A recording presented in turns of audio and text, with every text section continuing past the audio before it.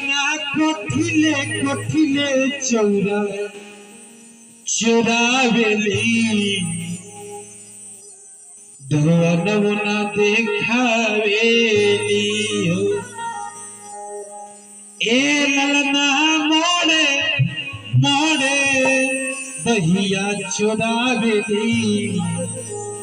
देखिए 501 रुपया का पुरस्कार हमारे परम मित्र हमारे जिगर के टुकड़ा सोनू भाई की तरफ से पुरस्कार मंच से प्रणाम आशीर्वाद के पिक्चर है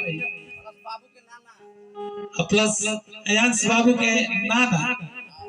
देखिए ये बात है ले ला भाई एगो ई सोहर के प्रकार हो जोन के हमन के माता बहन गावे जाए सोहर के एगो ई सोहर का वाला कि गोरी रे बिटिया बड़ी पातर अरे हम के चिहा के देखे हो एगो ई सोहर के प्रकार है। लेकिन हमने के नाना जनता किसान बनी यहाँ के शेर बने शेर कभी शिकार नहीं करता है नाना जी बबुआ का नाना जी हमारे पिताजी शेर शिकार नहीं करता है शिकार शेर नहीं करती है। लेकिन जब शेर शिकार के लिए निकलता है तो उस दिन पूरे जंगल में तहलका मचा देता है कि भाई शेर चला है।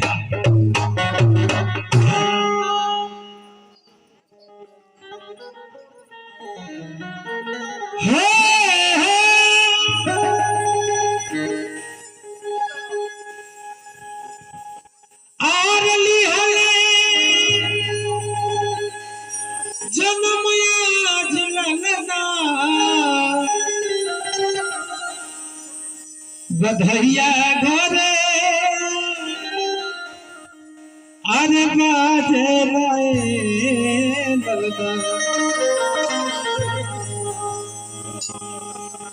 भैया कैमरा वाले भैया आप क्यों नहीं खींच रहे हैं किसी आए हैं क्या तो बैटरी चार्ज बना तो काहे नहीं खींच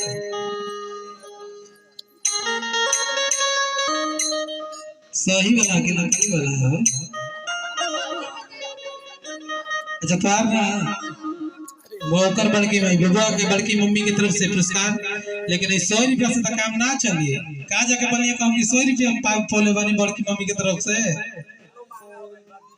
200 रुपया लीटर हो गया तेल हो जाके हमारे माई पैकेट चेक करी खाली 100 के नोट पाई तो क्या कही बताओ सोनू भाई कहीं की वजह कैसे के समझ की खाली तारा पैकेट में 100 टके रुको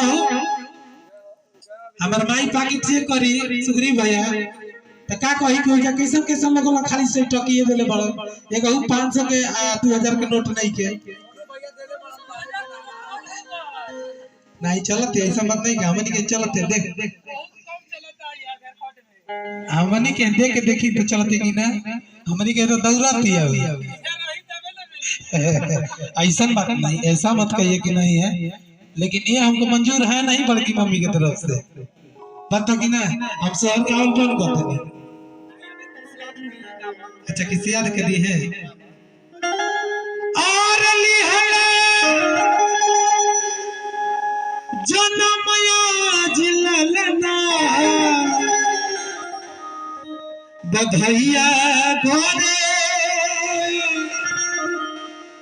बाजे ललना।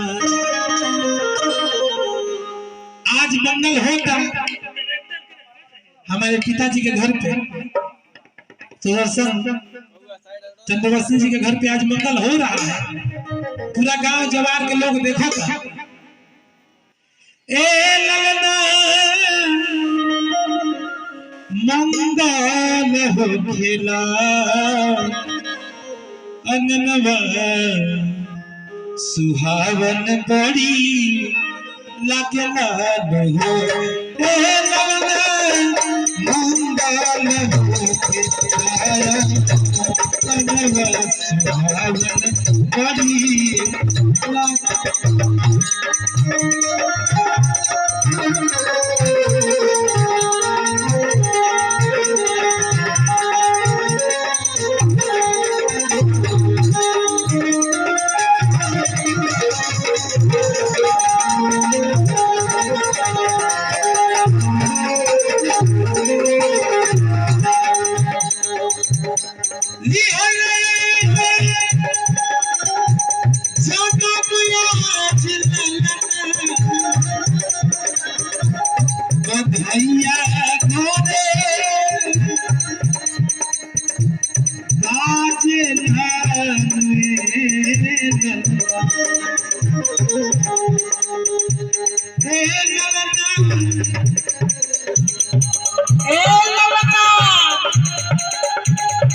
ए ललना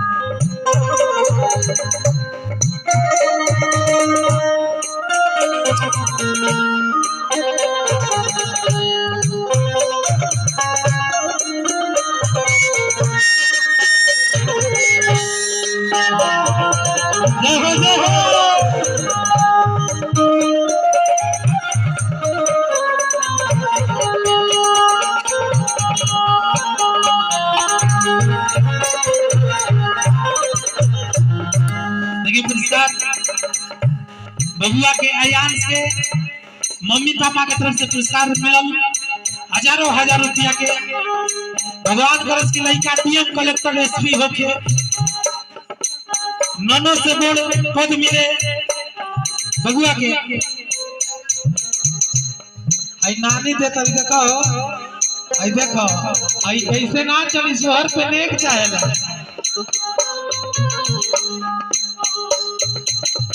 हम आपका पैसा है जरा के हम ले ना जाए कहत कि हम गरीब बानी।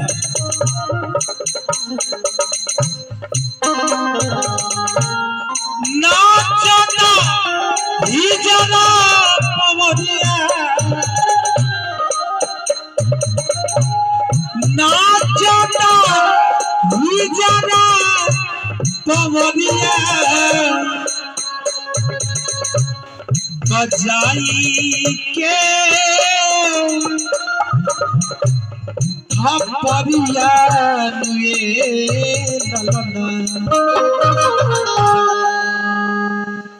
आदमी परमेंद्र भैया गलत सोचलन कि द्वार पर हिजाड़ा नाचता पवरिया नाचता ये बहुत शुभ का चीज हटे। हाँ वही चलेगा भाई बस एक लाइन है और नाचता हिजरा पवरिया बजाई के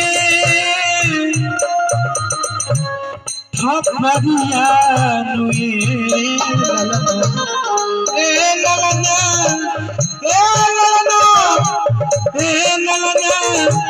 मांगे लगा कि सदिया के लिए सदिया ए ललना मांगे लगा कि सदिया के लिए सदिया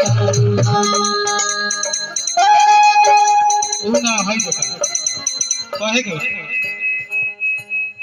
जुग जुग जिया सुला लगवा भगवानवा भागी जागल हो।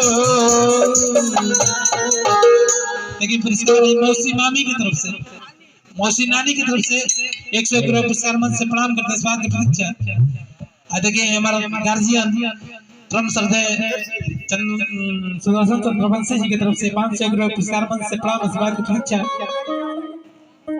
अरे जुग जुग जिया सुला लनवा भवनवा। अच्छा ये सोहर तो पहले जानते हो कभी जा भैया रुका ये सोहर तो अलग जाना तो कि ना आप सब जानते हो जुग जुग जिया सुला लनवा के नहीं खिंचा तने हाथ उठावे के नहीं खिंचा आप जानते हैं तो थोड़ा भैया सुना दीजिए प्लीज।